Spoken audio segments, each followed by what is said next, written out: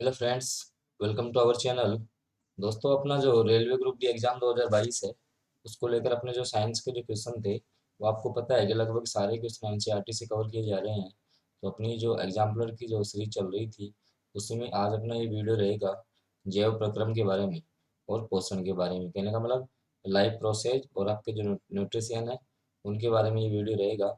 और लगभग इस वीडियो के बाद लगभग आपके 2 से 3 नंबर आपके कंफर्म यहाँ से कवर हो जाएंगे, क्योंकि यहाँ से लगभग हर शिफ्ट में 2 से 3 क्वेश्चन इसी चैप्टर से उठाए जा रहे हैं। और जो क्वेश्चन पूछे जा रहे हैं वो सारे आपके एनसीईआरटी को कवर किए जा रहे हैं। देखते हैं अपन क्या है क्वेश्चन। और अगर आप चैनल पे नए हो तो चैनल को सब्सक्राइब कर लीजिएगा और जो बेल आइकन का चिन्ह है उसको प्रेस कर लो, ताकि ऐसे जो एग्जाम्पलर के जो वीडियो हैं तो उनकी नोटिफिकेशन आपको तुरंत प्राप्त होती है। तो देखिएगा कि अपने जो क्वेश्चन रहेंगे आज के, उनमें अपन बात करें। जैसे मान लो कि अपने जो क्वेश्चन थे कि आपका जो चैप्टर नंबर 6 है, चैप्टर नंबर आपका 6 है, उसकी अपन बात करेंगे। देखिएगा कि आज का जो पहला क्वेश्चन है अपना, आज के अपन पहले क्वेश्चन की बात करें तो देखिएगा कि निम्नलिखित में से कौन सा कथन निम्नलिखित में से कौन सा कथन स्वयंपोषी जीवों के लिए सही नहीं है। कि इनमें से ऐसा कौन सा कथन है जो कि आपका जो स्वयंपोषी होते हैं, आप जानते हो स्वयंपोषी जो जीव होते हैं उनके लिए आपका सही नहीं है, सही नहीं है। देखो फर्स्ट में क्या है कि कार्बोहाइड्रेटों का संश्लेषण कार्बन डाइऑक्साइड और जल से सूर्य के प्रकाश एवं क्लोरोफिल की उपस्थिति में कर लेते हैं। अब ये तो सही है। इसके बाद में कार्बोहाइड्रेट को स्टार्च के रूप में भंडारित रखते हैं, बिल्कुल सही बात है। ये कार्बन डाइऑक्साइड और जल को सूर्य के प्रकाश की अनुपस्थिति में, देखो इस शब्द को देखना कि ये कार्बन डाइऑक्साइड और जल को सूर्य के प्रकाश की अनुपस्थिति में कार्बोहाइड्रेट में बदलते हैं। अब आपको पता है कि जो आपकी प्रकाश संश्लेषण अभिक्रिया है वो कुछ इस प्रकार से होती है। जैसे मान लो कि अपन बात करें CO2 प्लस H2O, इससे अपना बनता है क्या C6H12O6 ग्लूकोज बनता है प्लस ऑक्सीजन बनती है। तो इसमें ये किसकी उपस्थिति में होता है सारा कुछ, ये आपका प्रकाश की उपस्थिति में होता है। लेकिन यहाँ पे क्या बोला इसने, अनुपस्थिति, तो ये आपका राइट आंसर यहाँ से होने वाला है। तो जो फर्स्ट है अपना, उसका अपना सी राइट आंसर हो जाएगा। इसके बाद देखिएगा अपन अगले क्वेश्चन की तरफ चलते हैं। क्वेश्चन नंबर जो 2 है अपना, आप देख सकते हो यहाँ से कि जो क्वेश्चन नंबर अपना 2 रहेगा कि जीवों में निम्नलिखित जीवों में, एक सेकंड अपन पेन चेंज कर लेते हैं। देखिएगा कि जीवों में निम्नलिखित वर्गों में से किस वर्ग के जीव खाद्य पदार्थों को शरीर के बाहर ही पचाकर उनका अवशोषण करते हैं। कहने का मतलब इनका जो पाचन होता है वो इनके शरीर से बाहर ही हो जाएगा। ठीक है, इनका जो पाचन होगा वो इसके शरीर के बाहर ही हो जाएगा। देखिएगा जिसे अपन बात करें कि आपका मशरूम है, हरे पौधे और अमीबा, तो इसमें तो आपके जैसे हरे पेड़ पौधे आगे, तो इसके कारण से रॉन्ग हो गया। इसके बाद देखिएगा कि जो आपका ईस्ट है, मशरूम है और आपका कवक है। ठीक है, ब्रेड की जो फफूंद है जिसपे कवक जिसको बोलते हैं अपन, तो ये वाला इसका राइट आंसर होने वाला है। तो ऑप्शन नंबर बी आपको ध्यान में रखना है। इसके बाद देखिएगा कि आपको सही कथन का चयन करना है। क्वेश्चन नंबर 3 में आपको सही कथन का चयन करना है कि विषम पोषी प्राणी अपने भोजन का संश्लेषण स्वयं नहीं करते। बिल्कुल सही बात है भाई, इसी में कन्फर्म हो रहा है कि जो विषम पोषी होंगे, देखो आप आपको बता दूं कि एक तो होता है आपका स्वयंपोषी, एक तो आपका होता है स्वयंपोषी, और एक आपका होगा कौन सा, विषमपोषी। एक आपका होता है विषमपोषी। तो स्वयंपोषी जो अपना भोजन स्वयं बनाएंगे, और विषमपोषी जो अपना भोजन स्वयं नहीं बनाएंगे और भोजन के लिए दूसरों पर डिपेंड रहेंगे। तो देखो ऑप्शन नंबर जो आपका ए है उसी में दे रखा है कि जो विषमपोषी प्राणी हैं वे अपने भोजन का संश्लेषण स्वयं नहीं करते हैं। इसके बाद देखिएगा क्वेश्चन नंबर अपन 4 की तरफ देखते हैं। तो मानव के आहार नाल के विभिन्न जो भाग हैं उनका क्रम कौन सा है। जो जैसे मान लो कि आपका जो भोजन का पाचन है, वो आपको पता है कि जो आपके भोजन का जो पाचन होता है वो आपको पता है कहाँ से प्रारंभ होता है, आपके मुख से प्रारंभ होता है। ठीक है, सबसे पहले मुख में, उसके बाद में जो आपकी ग्रसनी है, ग्रास नली जिसको अपन बोलते हैं, ग्रसनी में जाएगा। उसके बाद कहाँ जाएगा, आपके अमाशय में जाता है। उसके बाद अमाशय में जाता है, और अमाशय के बाद आपके छोटी आंत में जाएगा, और उसके बाद में आपका बड़ी आंत में जाएगा। ठीक है, और जो भोजन का मैक्सिमम पाचन आपका कहाँ होता है, छोटी आंत में, ठीक है। तो देखो एक कौन से ऑप्शन में नजर आ रहा है आपको, तो ऑप्शन नंबर जो आपका डी है, मुख हो गया, घर्षिका, आमाशय, छोटी आंत और बड़ी आंत। कहने का मतलब इनका आपको सीक्वेंस देखनी थी। तो लगभग ये क्वेश्चन आपको अच्छे से समझ में आ रहे होंगे। इसके बाद अपन चलते हैं अगले क्वेश्चन पे। देखिएगा क्वेश्चन नंबर जो अपना 5 है, देखिएगा यहाँ से, यदि आप यहाँ से देख सकते हो क्वेश्चन नंबर 5 कि यदि लार जो एमाइलेज की कमी हो जाए, लार एमाइलेज की यदि मान लो कमी हो जाए, तब मुख गुहा में कौन सी घटना प्रभावित होगी। अब आपको पता है कि एमिनोमल का इससे कोई मतलब नहीं रहेगा, ठीक है। जो एमिनोमल है उनके विघटन का इससे कोई मतलब नहीं है।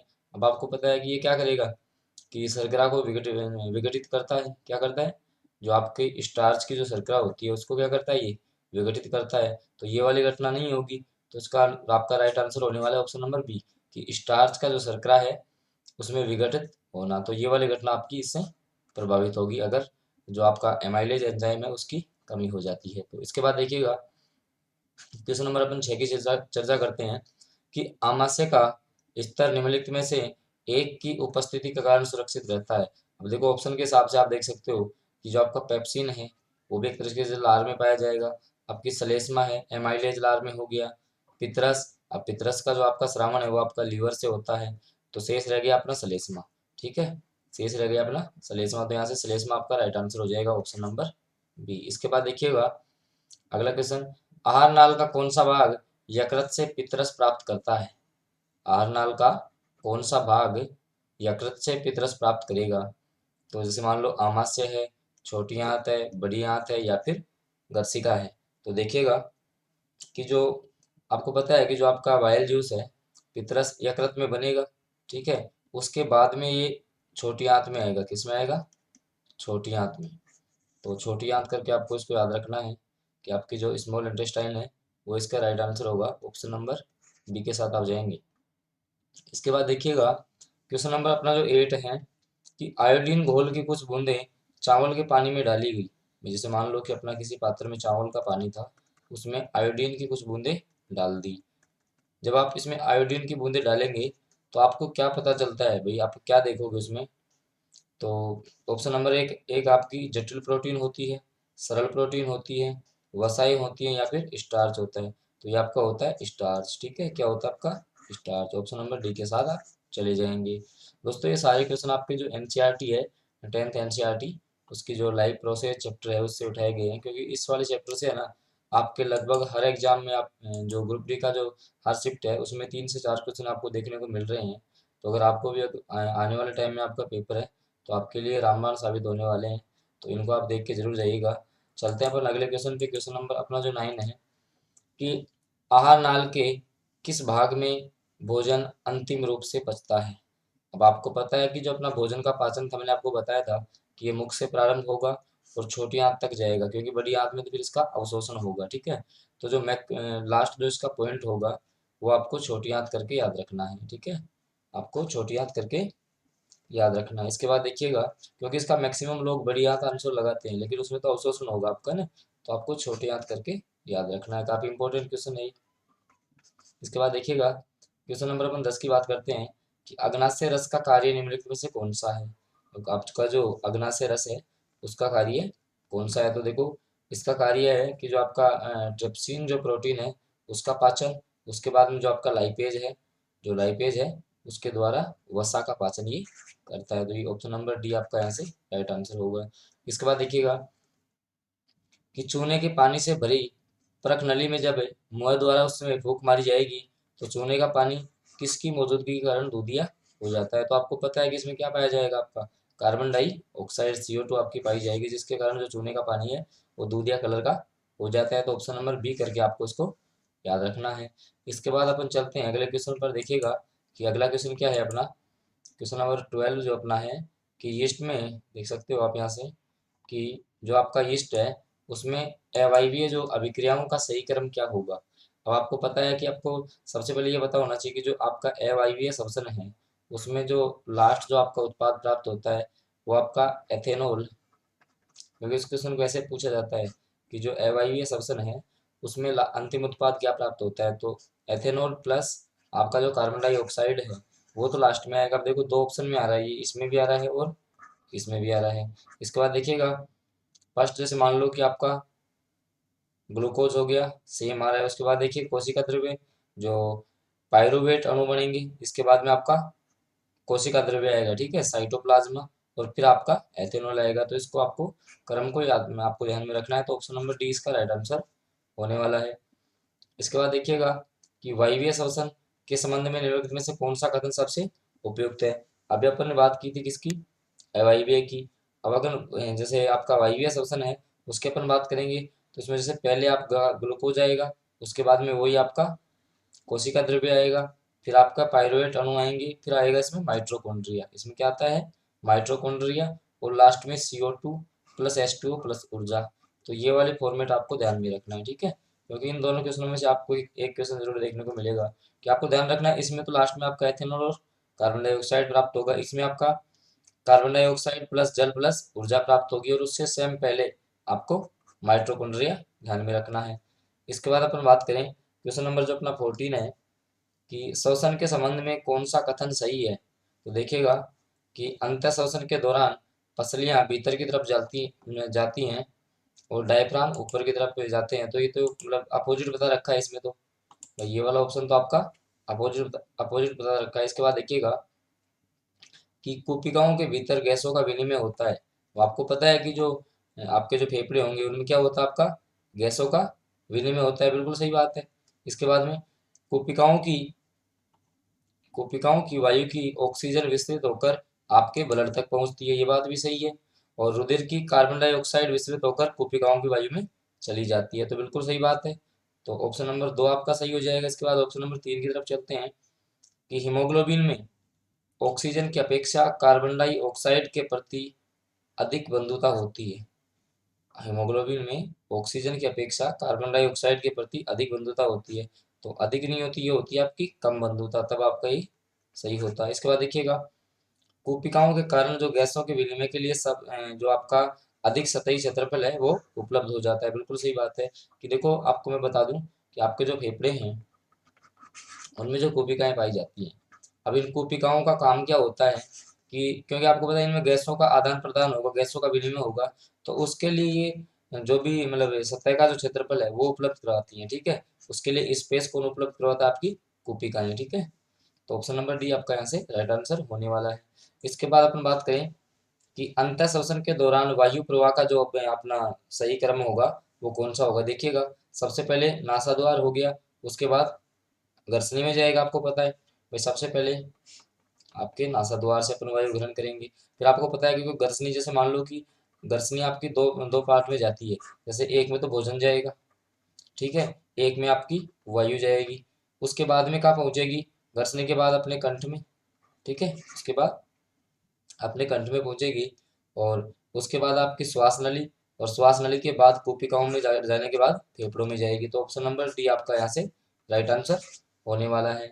इसके बाद देखिएगा कि अपना जो क्वेश्चन नंबर 16 है उसके अपन चर्चा करते हैं कि श्वसन के दौरान गैसों का विनिमय कहाँ होता है। क्वेश्चन नंबर जो अपना 16 है उसके अपन चर्चा कर लेते हैं।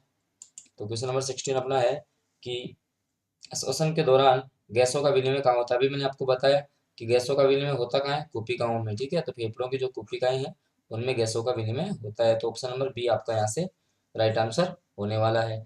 इसके बाद अपन बात करें क्वेश्चन नंबर अपना जो 17 है कि हृदय के बारे में कौन सा कथन सही है। तो देखिएगा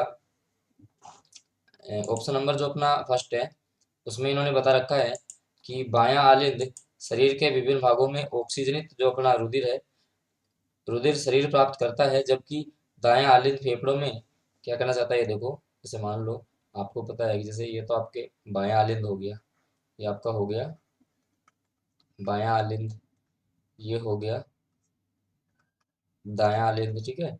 अब क्या बोल रहा है कि बायां आलिंद शरीर के विभिन्न भागों से ऑक्सीजनित ब्लड, भाई जो आपका बायां आलिंद है इसमें आपका जैसे मान लो आपका जो O2 युक्त ब्लड है, O2 युक्त जो ब्लड है वो आता है। तो ये तो जस्ट अपोजिट हो गया, क्योंकि O2 युक्त ब्लड कहाँ आता है, दाएं में आता है। तो ये तो आपका यहाँ से वैसे ही गलत हो गया। इसके बाद देखिएगा कि आपका जो बायां निलय है, बायां निलय ऑक्सीजनित रुधिर को शरीर के विभिन्न भागों में पंप कर देता है, जबकि दायां निलय विऑक्सीजनित रुधिर को फेफड़ों में पंप करता है। बिल्कुल सही बात है, देखो ये वाला बिल्कुल राइट, क्योंकि आपका जो बायां निलय होगा, क्योंकि इसके पास पहले से जो आपका ऑक्सीजनित रुधिर आएगा उसको ये शरीर के विभिन्न भागों तक पहुंचाएगा। ऐसा नहीं होगा कि इसके पास ऑक्सीजन युक्त आएगा, ठीक है। उसके बाद जो आपका थर्ड देखना, बाएं आलिंद में ऑक्सीजनित रुधिर दाएं निलय में जाता है, दाएं में नहीं जाता, दाएं से इसमें आता है बाएं में, ठीक है। इसके बाद जो ऑप्शन नंबर 4 है, दायां आलिंद शरीर के विभिन्न भागों में विऑक्सीजनित रुधिर प्राप्त करता है। भाई यहाँ से देखो मैं आपको बताऊं कि जो आपका रुधिर होगा, जैसे मान लो कि यहाँ आएगा सबसे पहले, किसमें, दाएं आलिंद में आएगा, उसके बाद में बाएं आलिंद में जाएगा। तो जब ये दाएं में आएगा तो ये आपका अशुद्ध रक्त है। कैसा है, इसमें आपकी ऑक्सीजन प्योर रूप से घुली नहीं है, तो ये आपका सही होने वाला है। तो ऑप्शन नंबर सी करके आपको याद रखना है कि इसका जो सेकंड है और फोर्थ इसका राइट होगा। इसके बाद देखिएगा क्वेश्चन नंबर अपना 18 है कि संकुचन के दौरान निम्नलिखित में से कौन सी संरचना हृदय के भीतर रुधिर को वापस विपरीत दिशा में बहने से रोकती है। तो देखिएगा, अब मैं आपको बता दूं कि अपना जो हृदय है उसके अंदर कपाट पाए जाते हैं, ठीक है। और एक आती है अपने शरीर के अंदर हिपेरिन प्रोटीन। तो हिपेरिन जो प्रोटीन है, इसका काम तो क्या है कि ये शरीर के अंदर जो आपका ब्लड है उसको जमने नहीं देती। क्योंकि कई बार अपने जैसे मान लो कि शरीर का टेम्परेचर अगर कम हो गया तो उसके कारण ब्लड अपना जम जाना चाहिए, लेकिन जो हिपेरिन जो प्रोटीन आती है वो शरीर के अंदर ब्लड को जमने से रोकती है। उसी प्रकार क्या है, इसमें कपाट पाए जाते हैं। तो जैसे ही आपका संकुचन होता है, तो संकुचन के कारण जैसे मान लो कि ब्लड की डायरेक्शन चेंज हो जानी चाहिए, लेकिन ये इसको चेंज होने से रोक देती है। तो कपाट करके इसको आपको याद रखना है। इसके बाद अपन अगले क्वेश्चन पर चलते हैं। देखिएगा क्वेश्चन नंबर अपना जो 19 है, एकल परिसंचरण है, अर्थात शरीर में होकर केवल एक चक्कर के दौरान रुधिर का हृदय से होकर केवल एक बार प्रवाहित होना निम्नलिखित में से किसमें पाया जाता है। कहने का मतलब कि ये जो क्वेश्चन है ये ऐसा बोलना चाहता है कि आया आपको पता है कि अपना जो मानव है उसमें दोहरा परिसंचरण पाया जाता है, ठीक है। अब जिसमें केवल एक ही चक्कर में आपका ब्लड पहुंचता है, तो इसका जो राइट आंसर आपको हिपोकैम्पस, एक्सोसीट्स और एनाबिस करके आपको याद रखना है। ऑप्शन नंबर बी आपका यहाँ से राइट आंसर होने वाला है। इसके बाद अपन क्वेश्चन नंबर 20 की तरफ चलते हैं। तो आपका अपना लास्ट क्वेश्चन रहेगा। देखिएगा कि क्वेश्चन नंबर जो 20 है कि निम्नलिखित कशेरुकी समूह में हृदय ऑक्सीजनित रुधिर को शरीर के विभिन्न भागों में पंप नहीं करता, ठीक है। तो इसका जो आपका राइट आंसर होने वाला है वो आपका जो आपकी केवल जो पिसीज होंगी, ठीक है, जो आपकी मछलियां होंगी वो ही इसको पंप नहीं करेंगी, ठीक है। तो ऑप्शन नंबर डी करके आपको इसको याद रखना है। तो दोस्तों आज के ये थे अपने 20 क्वेश्चन जो अपने आपके जो 10th एनसीईआरटी है उससे कवर किए हैं। और आशा करते हैं कि ये अगर आप ये 20 क्वेश्चन आप करके जाते हो तो आपको कम से कम 2 से 3 नंबर का फायदा आपको एग्जाम्स में होने वाला है। तो इसी प्रकार के एग्जाम्पलर के लिए आप हमारे साथ जुड़ने के लिए चैनल को सब्सक्राइब कर लीजिएगा और जो बेल आइकन का चिन्ह है उसको प्रेस कर लीजिए, ताकि आगामी जो वीडियोज है उनकी नोटिफिकेशन आपको तुरंत प्राप्त हो जाए। तो ओके फ्रेंड्स, मिलते हैं अगले वीडियो में।